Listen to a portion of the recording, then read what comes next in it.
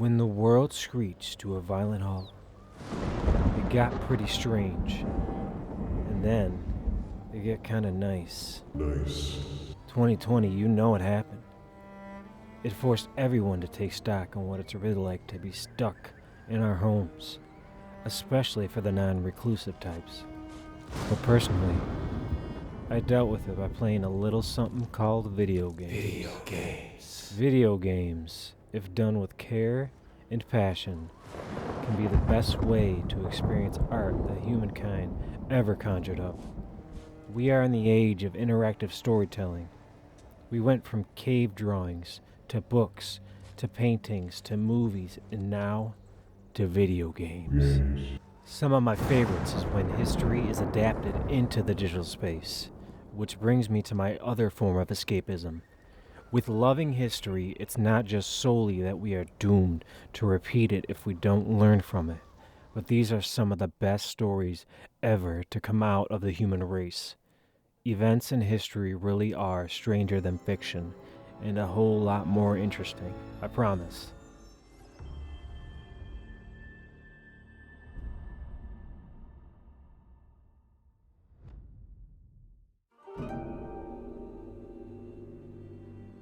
It's been 5 years since release, but just for common courtesy, there are all the spoilers for Ghost of Tsushima, and spoilers for the real events that inspired the game.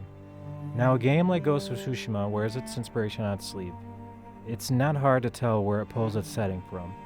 Right in the beginning, they get straight to it and tell you that Japan, or more specifically, Tsushima, is being invaded by the Mongols. But I think we can go a little deeper and have a little more fun with things. If you were anything like me and followed this game since it was first shown at Sony's Paris Games Week press conference, October 30th, 2017, you will know this game has been inspired by not only the real Mongol invasion of Japan, but also acclaimed Japanese director Akira Kurosawa and many other samurai cinema. Also, Western media that was hugely inspired by Kurosawa. There is also a carrying over from their older games like Sly Cooper and Infamous. All that is fairly obvious, but for this video, I want to dive deeper into the inspirations, more specifically the history. Ghost on the surface portrays its inspirations well, and even though I love Ghost of Tsushima, I believe they could have incorporated more of those real events without sacrificing the integrity of the game. Mostly when it comes to the history, but I will go into the media that inspired it as well. The real history, the real Mongol invasion of Japan in 1274 and 1281 is far more than the story of the Divine Wind or Kamikaze, the so-called storms brought forth by the gods to destroy both Mongol invasion attempts. For years, most people accepted the fact 2 typhoons stopped the Mongols from invading Japan. In academia, it's a different story. Thanks to marine archaeology and researching samurai picture skulls during the period, there is evidence to push back on the Divine Wind narrative. For this video, I used 3 main texts: Osprey's The Mongol Invasion of Japan, 1274 and 1281 by Stephen Turnbull, Cornell East Asia series, In Little Need of Divine Intervention by Thomas D. Conlan, and Ghenko by Nakaba Yamada. The first one being a more generic look into the invasions, still a very good book, especially with all the illustrations and photos. The second text being the most in-depth, taking mostly from Takazaki Suenaga picture scrolls. Scrolls that were commissioned by Takazaki Suenaga, who fought during both invasions to obtain rewards for his service in battle. The last, which I will be pulling the least from, is an older secondary source written in the early 1900s during a time of heightened Japanese nationalism. So the texts are very fun to read at times, but very problematic to say the least. There are honestly a lot of books that would go well with these books, but they are mostly from Mongol or Yuan, Korean, and Song Chinese accounts. I think it kind of goes without saying, but these are all secondary sources. In Little Need of Divine Intervention, it does have scans of Suenaga scrolls in the book pages, but they are in medieval Japanese, which I can't read. I'm not an expert or a historian, I'm just a fan, and if anyone have any corrections, please let me know. This is just for fun, and I absolutely could have missed something or made a mistake. But here we go. This video will be divided into sections. This is basically the overview. The next will be the narrative explanation of Ghost of Tsushima and the historical invasions of 1274 and 1281 and things relevant to it. Although since the game only takes place during the 1274 invasions, I won't go as much into the 1281 invasion. And then the third part will be the breakdown of each narrative and how I think Sucker Punch could have added more of the history to the game. By the way, this is in no way a diss on Sucker Punch, because I know why they simplified the story and events of the game. Making a game like this is hard enough. And the last part will be the tying of all of it together with a pretty little bow. Now, let it begin.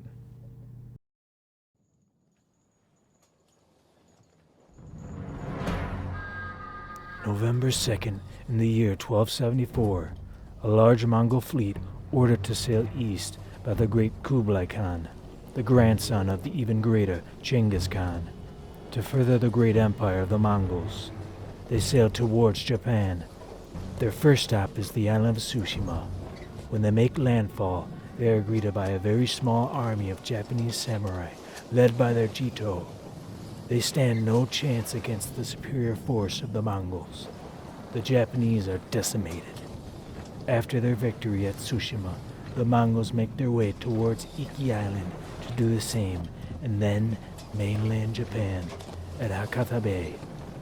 The Japanese try to put up a fight, but they are still no match for the great Mongol army until a storm, a divine wind, miraculously appears and drives the large Mongol force off the island.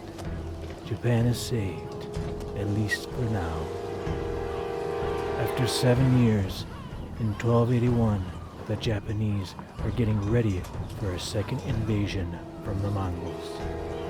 Very similar to the first invasion, but this time, after defeating the Southern Song dynasty, Kublai orders a second fleet of ships off the coast of southern China as well as Korea. Mongols go from Tsushima to Iki and then to mainland Japan. But try as they might, the Japanese are still no match for the larger force of the Mongols. Again, it looks like all is lost. While the Mongols recoup themselves in their ships on the water, another huge storm comes bulldozing through, completely decimating the Mongol fleet. Yet another divine wind has come to the aid of Japan. The Kamakura shogunate, the governing body at the time, rewarded the temples that prayed for a victorious Japan. The divine wind later would be known as kamikaze, which inspired the World War II Japanese plane bombers. And everyone lived happily ever after. Wait a minute! If you're Japanese, I guess. The holes in this narrative are glaring if you ask me, although in defense of some commentators, aka commentators on this matter, the Japanese chronicles, which bordering on mythology at times, do say 2 storms decimated the Mongols. Archaeology and contemporary sources conflict with that notion, though. There is truth to it, of course, but to believe the Mongols will be completely destroyed by 2 typhoons and to say end of story conflicts with reality. So Ghost of Tsushima, the game, uses just the setting and the antagonist of the Mongols, but instead of Kublai, there's Khotun Khan, who is Kublai's cousin in-game. The game starts you right when the Mongols land on Tsushima as Jinsakai, a samurai with a less prominent family name next to his uncle, Lord Chimera. I couldn't find if Lord Chimera has a first name or if it was ever mentioned. I didn't see if it was mentioned as far as I could tell. Lord Chimera is the Jito of Tsushima or regional leader. Lord Chimera orders one of his samurai, Harunobu Adachi, to fight Khotun one-on-one. When Adachi rides up to meet Khotun face-to-face, Khotun throws what looks like wine, some kind of red substance, definitely a flammable substance, because right after he throws a torch at him, which sets him completely on fire, and then he proceeds to cut his head off. That's when Lord Chimera says he has no honor. Honor is the center of the most frequent reoccurring theme in this game. The center of the conflict is historically very off base between Lord Shimura and Jin. Other themes do pop up from time to time. The conflict that drives the main characters is honor and how it controls you. Don't get me wrong, I'll go over it later, but they do it very well. Lord Shimura orders a charge, and they fight until they lose. Lord Shimura is captured, Jin almost dies, and is saved by a villager that is nearby named Yuna. Jin wakes up, vows to save his uncle, and to take revenge. With the help of Yuna and a whole band of side quest givers, this includes Lady Masako Adachi, Sadanobu Ishikawa, Norio the monk, Tanaka, which is Yuna's brother, and Kenji, the sake maker. In the beginning, you deal with an old friend and rival, Yuzo, but he turns on you pretty quickly and sides with the Mongols. Interestingly enough, there is a Yasamori Adachi who was a quote-unquote rewards officer for the Kamakura Bakufu. He is depicted in Suinaga's scrolls, deciding the authenticity of warriors' battle reports after the first invasion. Although there is absolutely no correlation between the real-life Adachi and the game Adachi clan. Anyways, Jin is able to save his uncle, but had to break his, quote, samurai honor code in the process, ignoring the fact that samurais did not have a universal code that all samurais had to adhere to, like it's been shown in different media. We get Lord Shimura back, and he learns of how we've been using not so honorable tactics to fight the Mongols. He tells us to put those ways behind us and let's face the Mongols together. Shimura orders Jin and Tanaka to retake a castle in which Yuzo is holding. They get captured and Tanaka is killed.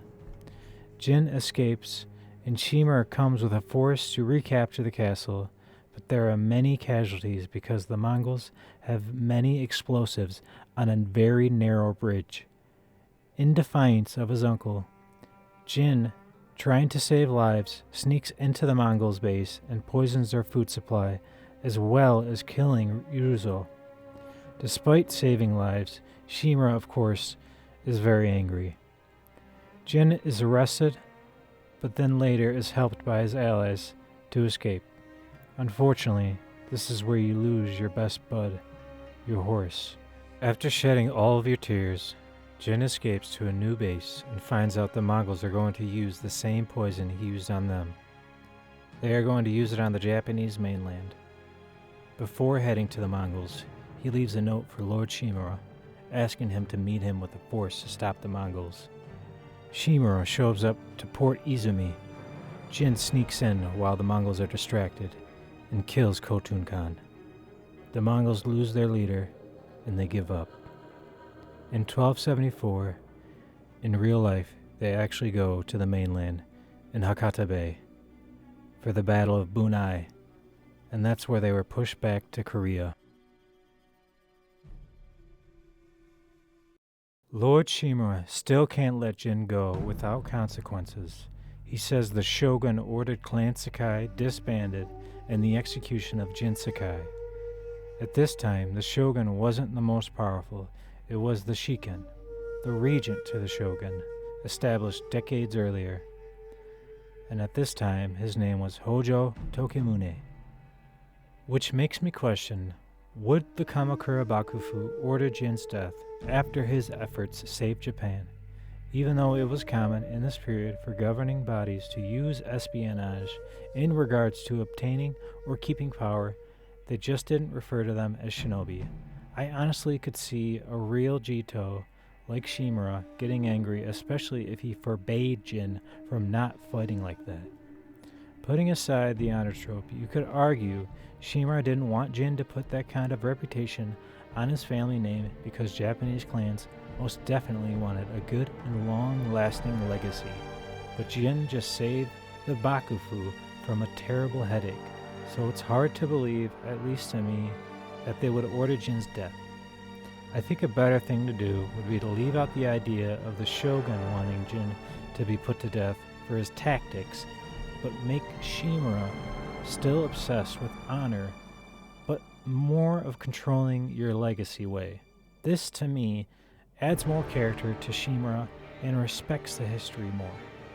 Having Shimura want to fight Jin to the death to save his legacy makes more sense in keeping with the honor trope code. If this sounds like utter complete trash, please let me know. I would love to hear. Moving on. Jin and Shimura have a sword duel, and after you win, you have a choice. You can either kill Lord Shimura to give him a warrior's death, or let him live, but either way, Jin lives in hiding for the rest of his life. This is one of the best acted moments in gaming, in my opinion. The whole cast acted very well, especially with how little they had at times. But this last major scene between Daisuke Tsuji, aka Jin Sakai, and Eric Steinberg, aka Lord Shimura, was some of the most gripping and heart-wrenching scenes, besides the horse scene, obviously. I really hope to see all these actors in future projects, either live action or gaming. I know there have been talks of a live action show in which I'm sure they won't cast Daisuke as Jin because studios worry too much about looks, but alas, I digress. Jin's journey is the title of the main quest you do throughout the game. Jin as a character is not bad at all, but there is not much nuance to his character. I want to look at his horse. He definitely struggles with identity. Stop! And not knowing what's right, but there's not much more than that. I don't want to kill you. In the DLC, Iki Island, they dive into the relationship between Jin and his father, Kazumasa Sakai. There are some interesting things there thematically when it comes to comparing what Jin's father did to what Jin is doing now. Jin is not completely devoid of personality, but it was definitely a choice to make him have less of a personality so the player can project themselves onto Jin.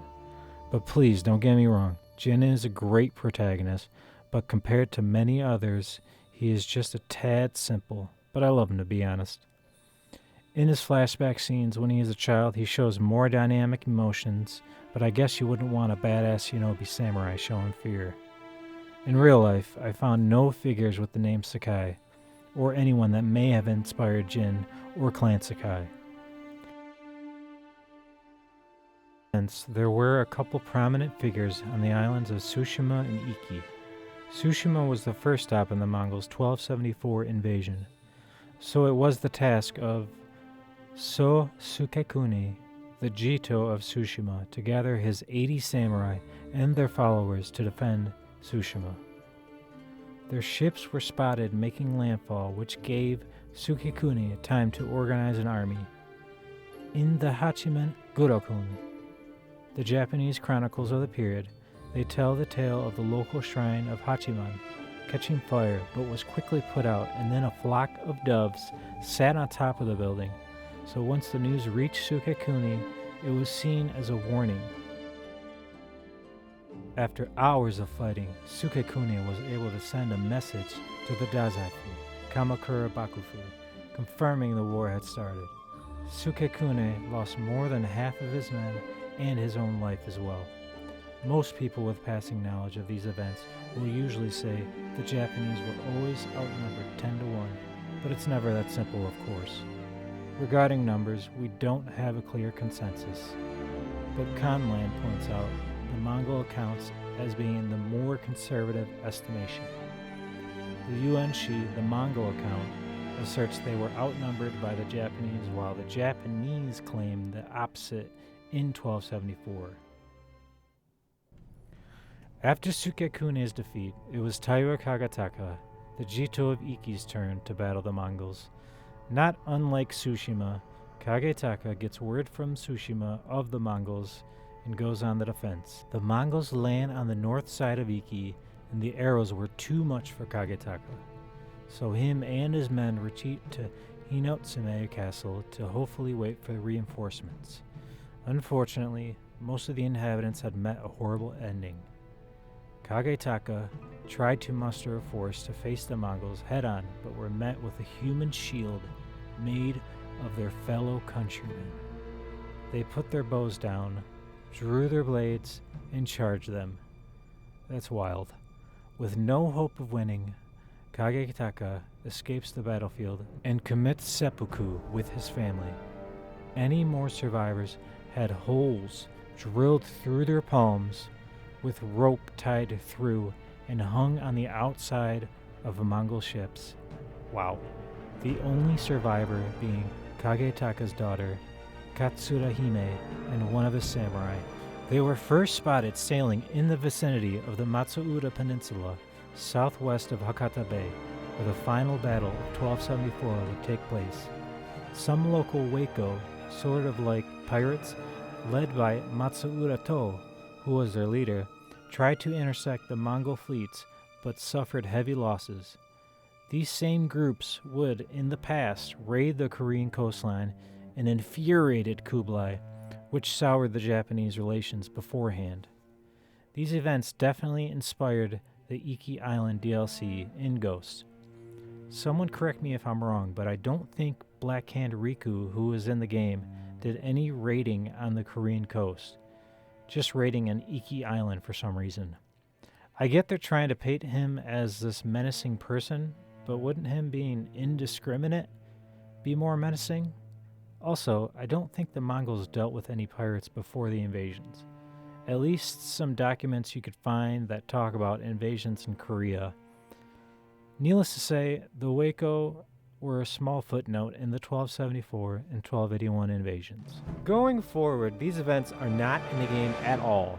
The game only takes place during the first invasion of 1274, since we know Sucker Punch is not continuing Jin's story after Ghost of Tsushima, because, as I'm writing this, Ghost of Yote is available, and I'm literally about to play it after I'm done writing this. Quick note, Ghost of Yote is freaking great. Anyways, with that in mind, I still believe you can encompass the rest of the invasion of 1274 and 1281 into Ghost of Tsushima in some way or another. With the ending of Ghost of Tsushima, I think you could go one of two routes. Combine the two invasions into one story, which would honestly be the better one, or just focus on the 1274 invasion, where realistically there was no storm. If anything, there may have been a strong wind to help the Mongols sail back to Korea. They also didn't believe it to be a decisive loss. They just went back because of insufficient manpower. As it stands, Ghost does not go into any details of the second invasion of 1281.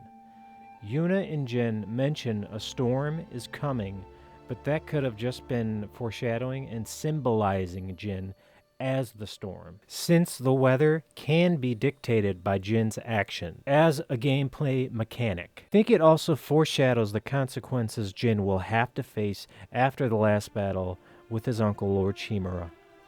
No typhoon was involved in Ghost, which historically actually makes sense for the 1274 invasion, but not for the 1281 invasion, which absolutely had a major storm roll through and destroy a Mongol fleet, proven by marine archaeology, but I think to get the essence of the events, you have to introduce a storm of some kind in the game's narrative.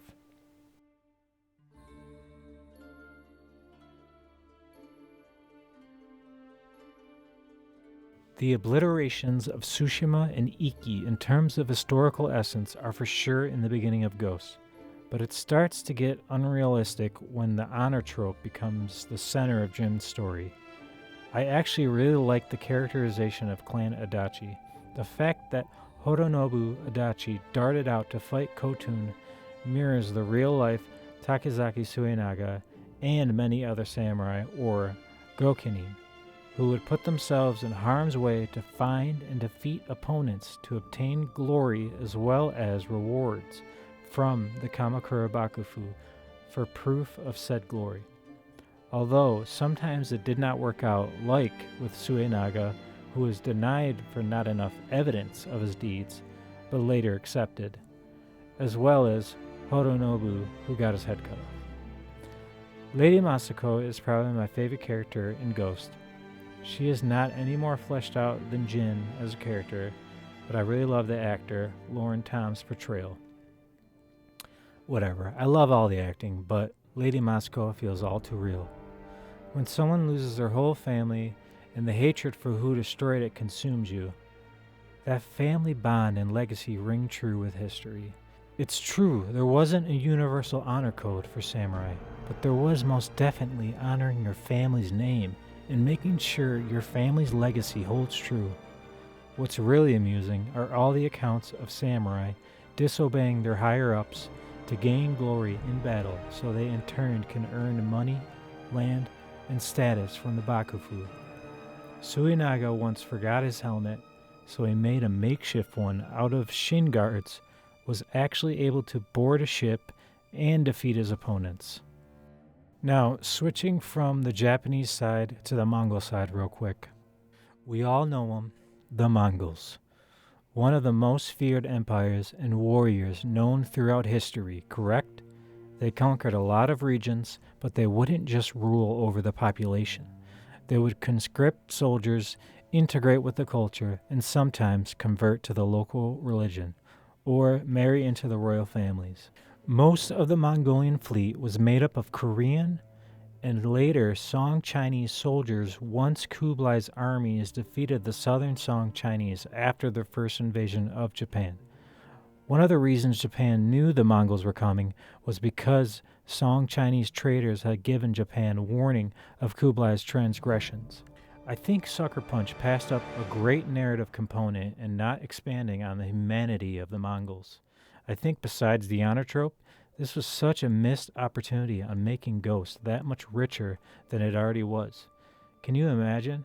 While Jin is fighting Mongols, it turns out he knows some of them because he has had dealings with Koreans in the past and befriended them. Besides the Waco pirate raids, Japan, Korea, and Song China had good relations and traded prior to these invasions. I'm going to take a little tone shift really quickly, but it's important for these things to be said, especially in modern times. In the age of the internet, I know a lot of anti-woke heads don't like when a story tries to humanize the antagonist, but for one, this is such a first world problem. And second, the real world doesn't have simple villain and hero stories. The real world is made up of complex humans with complex stories, and we need our media to mirror that, lest we forget. Video games. If you ask any Ghost of Tsushima fan, what's the best thing about the game? I think anyone, including me that's watching this, would say the visuals or the combat. But the visuals, oh my god, the combat is satisfying but simplistic with a rock, paper, scissors mechanic.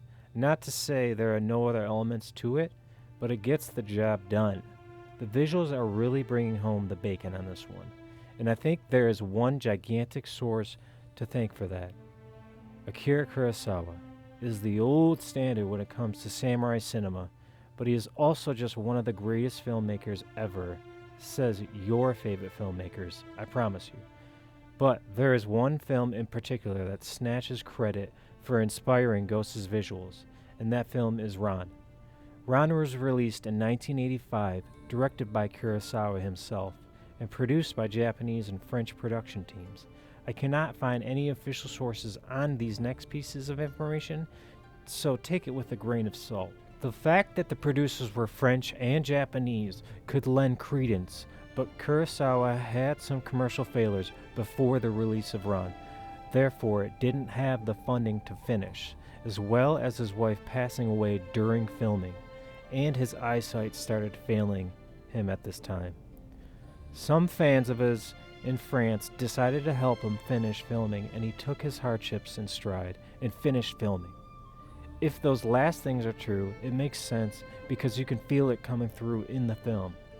The striking visuals of colors contrasting the bleak, nihilistic plot. The ending leaves one saying, damn. It's heavily based on King Lear by Shakespeare, but apparently he first got the idea from a real historical Japanese figure who had 3 loyal sons, a daimyo named Mori Matanari. If that's true, maybe I'll dive in and make a video on this. Who knows, anything is possible, right? Back to the matter at hand. When speaking on visual inspirations, you can also look at Sucker Punch's previous works. If you have been a gamer for long, you might have heard of Infamous, Second Son, and Sly Cooper. The first one being well known for its particle effect graphics, which are mind-blowingly beautiful, and the latter a cartoon-style stealth action game. Both paved the way for Ghost of Tsushima for Sucker Punch, using what they learned during the development of both series. There is not much else to say other than you can see the similarities in the gameplay, and it would make sense being from the same developer. One last thing before I try to wrap this up in a sloppy bow. Any video game released today, or piece of media for that matter, is not wholly original and takes a little from everything. In terms of video games, every new release takes a little piece of formula from a previous title. Not just from their own catalog, but others too. Ghost isn't the first to have stealth gameplay, open world, or rock, paper, scissors combat mechanics. But even those games that incorporated those elements first might have got the idea from somewhere else or just took a similar idea and refined it. Even if you say the first open world game was Ultima 1, some sweaty will say no. It's the obscure game from the 70s made in a college dorm. So it depends on your definition, I guess. My point is that we all inspire each other in all of our artistic endeavors. I mean, right now, I'm doing the same stuff thousands of other nerds are doing, making a dumb YouTube video about a video game that I really liked. But of course, I'm not going to completely copy someone else. I'm going to try to put my own spin on it and try to have fun while doing it. And hopefully y'all like it. Probably not though, right?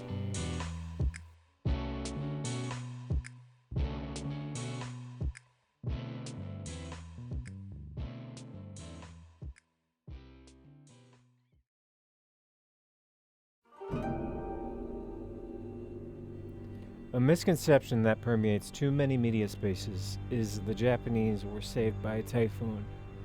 And a typhoon for sure happened in 1281, but there are a few things to think about when coming up with the conclusion of the Mongol invasion of Japan in 1274 and 1281. The numbers are exaggerated on both sides. Although Tsushima and Iki defenses were defeated, once the Mongols had got to the mainland, they weren't ready for the numbers of Japanese forces. In 1281, when they came back, they tried Hakata again, but the Japanese built a huge stone wall and fortified the beach so the Mongols could not land. That's why they sailed towards Takashima, where you'll find artifacts today.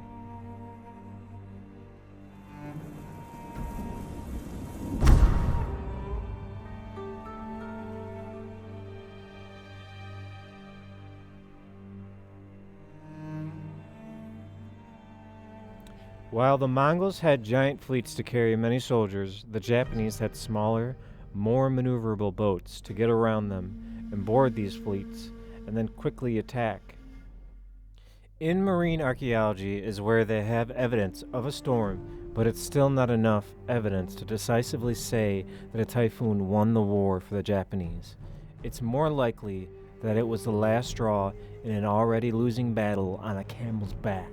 Besides that, 1281 had some cool stuff, and it's too bad Sucker Punch couldn't fit it in the game. There were a bunch of significant players like Kusano Jiro, who boarded a Mongol ship on the water and took 21 heads after setting the ships on fire. There's Kamano Michiari, who would fight in front of the stone defense walls instead of behind because it was more badass. And Shoni Sugetoki, who fired the first whistling arrow in 1271, was back for vengeance in 1281, but was then killed when the Mongols retreated to Iki Island.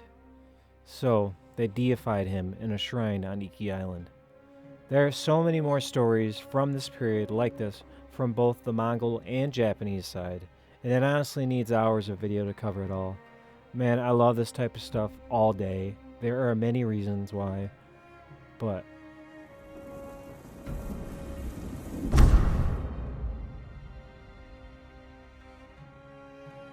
there's a creator I have really enjoyed since I started watching YouTube, Gaijin Goomba, who helped kick off my fixation on topics such as this. He made a video called Ghost of Tsushima is a perfect Japanese game.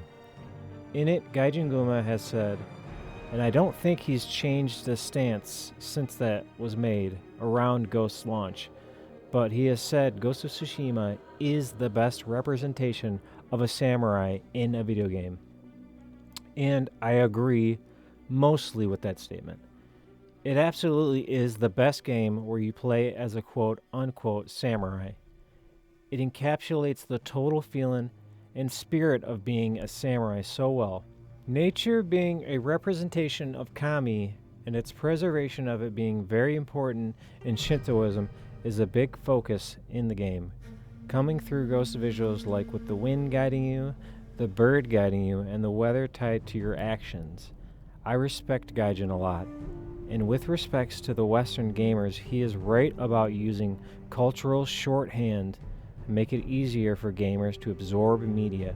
But when I say I mostly agree with that statement, that kind of gets to the center of what I've been verbally spewing for the last 20 minutes plus. It's definitely easier in my position to say, oh, they should have done this or should have done that. Game development is harder and more expensive than it's ever been. I love Ghost of Tsushima so much that I can't help but want to experience more in that world. And so my mind wanders and says, what if? There's nothing better than turning your brain off and getting away from the stressful world and having a good old-fashioned samurai power fantasy. But sometimes I crave the more complex situations and themes that mirror my own life and my own world. I think that's also why I look to history. I try to understand where concepts started, where they came from, where we came from. I obviously didn't come from Japan, but anime definitely did. And I started loving that when I was a kid. But now, I'm in my 30s.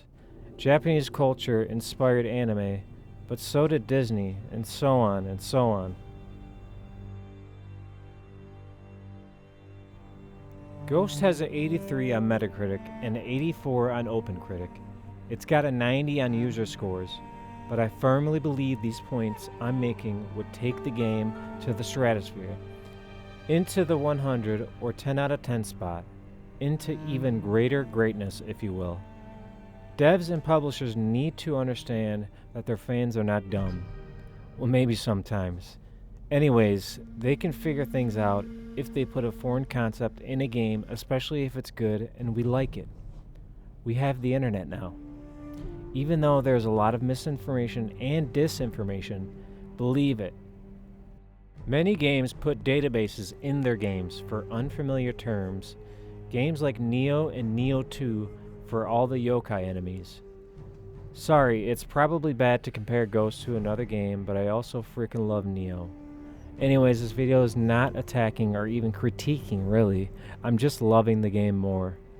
It made me find out where all these elements stem from. If it wasn't for Ghost, I would probably never have watched a Kurosawa film. I would have learned about the Mongol invasion of Japan, but not as in-depth as I did for this video. I learned more about game development through the Sucker Punch interviews and how gosh darn hard it is to make one. I don't know, y'all, this game is really great. And spoiler alert, so is Ghost of Yotei, but I guess in another universe these things could have come to fruition. Really quickly before I wrap this up, with regards to historical inaccuracies in Ghost, I haven't touched on the armor and weapons because the bow, not the katana, or in this case, the tachi, was the more important weapon in the samurai's arsenal. Takazaki Suenaga mentions it tons of times in his picture scrolls. He says, the way of the bow and arrow is to do what is worthy of reward. My guy wanted his rewards, seriously. So, I didn't go into that only because that's a whole nother can of worms and at least another 30-minute video. In the future, I hope to not let things like that go by the wayside, especially if this endeavor is a lucrative one. Anyways, here we are. I really freaking appreciate you all for watching all the way, if you did, or even if you just watched a little. Although you won't hear this, so whatever, just thank you. This was my first foray in video essaying. I definitely want to keep doing this, making videos on what inspires my favorite and your favorite media, especially if there's a historical element to it. I had a good time, and I hope you did as well. Peace be unto you.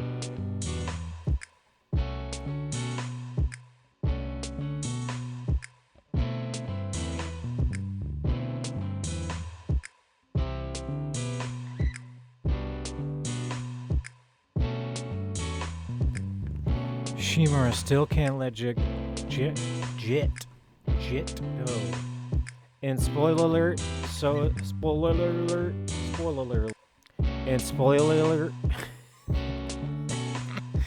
And spoiler alert, dude, I can't say it. Oh my god, spoiler.